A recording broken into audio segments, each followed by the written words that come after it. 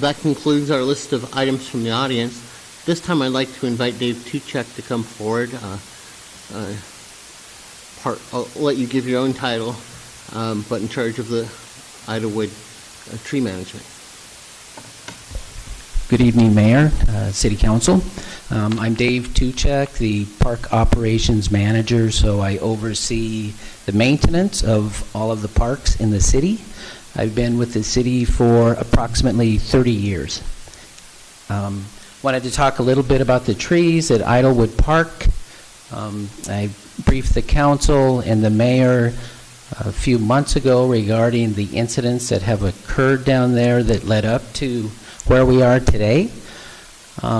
We, back in August, had a couple of major limb failures at the park, injuring one park patron, and one of the limbs landed on the property to the north of the park.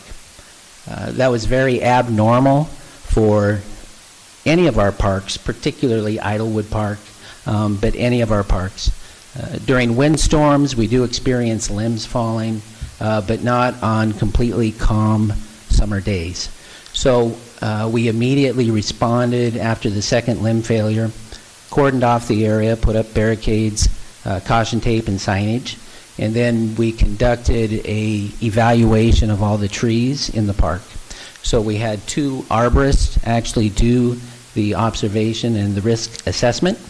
Combined, they have approximately 40 years of experience doing arboriculture work. They identified 30 trees that they felt were too high of a risk for that type of a setting. So when we're looking at risk, one of the major factors that we look at is what we call basically it's called a target. So if there's a hazard with people around it, particularly with a park like Idlewood during the summer when you literally have hundreds of people by these trees, we can't afford that level of risk. We take these decisions very seriously. We don't take them lightly at all. We looked at different alternatives. We looked at actually reducing limb weight on these trees. In fact, one of the trees that dropped the large limb that landed on the condominium property to the north had been pruned 4 years earlier. So we feel that even with pruning, we're not going to be able to actually make that situation much safer. We looked at actually installing barrier fencing around the identified trees, but because the trees are so tall and the limbs are so large and they hang out, you would literally take up about 60% of the north part of the beach in that area of the park, and then you take out a significant portion of the south beach.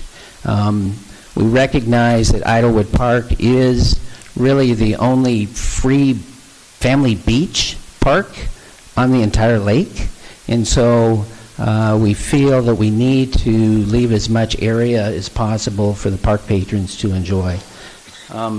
As stated earlier, we are removing 30 trees, but we do have a replanting plan, so we're going to be coming back and replanting 60 conifer and deciduous trees. Deciduous trees are going to be 8 to 10 feet tall, so they're not going to be small trees. Also shrubs, probably 70 shrubs, and ground cover. So that's the project. That is the reason why when we oversee the maintenance of the parks, risk management is our #1 priority. We can't accept high-risk situations. Over the years, we have had different accidents in our parks. Some of them we can prevent, some we can't. We feel that we can actually prevent accidents and injury with this decision. Have you scheduled the replanting yet? What month? We're actually putting together a replanting plan right now. We've selected the plants, and it depends on the watering schedule. So trees will be planted first, and they're going to be planted this spring. We may follow up with shrubs in the fall. Just because of ease of watering, we want to make sure that we can get to the trees to water them, and for survivability rate of the plant material. But we will be planting the trees. Got questions from council. Council President Bernie? Thank you for that description of the process that we've gone through. I also wanted you to, can you note the public engagement plan that you put out at the beginning of the year and what that entailed? Right. So as stated, we did put A-board signs in the park with basically a sign saying that we will be removing trees and a phone number to reach, which was mine. And we also put a message on the city website, on the Idlewood Park web link. And then we also notified the condominium owners to the north of the park because they were the most affected by the trees to the north. Thank you. Mr. Carson? So I had a quick question about complying with all of the regulations that might pertain to this. Could you go into detail a little bit about what you've done? Right. Yeah, so I communicated with Officer Merrick at the United States Fish and Wildlife Department. They actually have an office right over here in the Willows Industrial Park. So he was familiar with the park, and I talked with him about eagles and eagle nesting. And basically what he said was, if the eagles are nesting in a tree, then you can't touch it. If there are no nests in the tree and it's a hazardous tree, then you can remove it. So I confirmed with Officer Merrick on that.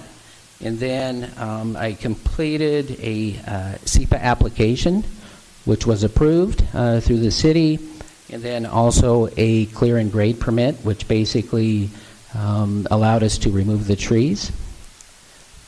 Thank you. Mr. Myers? Or excuse me, I had Mr. Fields and Mr. Myers, and then Councilmember Anderson. Okay. Thank you. So I appreciate the difficulty of all of this, risk versus the benefit of having the habitat and all the things that you've considered. When you made that presentation to us, my single and only question to you was, who's going to be not in favor of this? I don't expect you to recall that question, but your answer to me was, we don't know. And I think now we do. And and here's my, I guess it's a question, is what can we do? I know you put out A-boards, I know that you put out notices, but the fact that there are a large number of people here making some pretty good arguments about ideas, what can we do to improve our outreach and make sure that the community understands the decision-making process and also that they're part of that decision-making process? Right. So I'm sure going forward, you know, it's project specific. I have spent actually quite a bit of time with some of these nice citizens and park patrons in the audience. We've talked on the phone. We've actually walked the site and the property, met in my office and discussed the project at length. And everyone who contacted me by email or by phone, I returned the correspondence. So I'm not sure, I'm not sure, really, in terms of outreach. We could possibly do a press release if we wanted to do that, depending on the project. The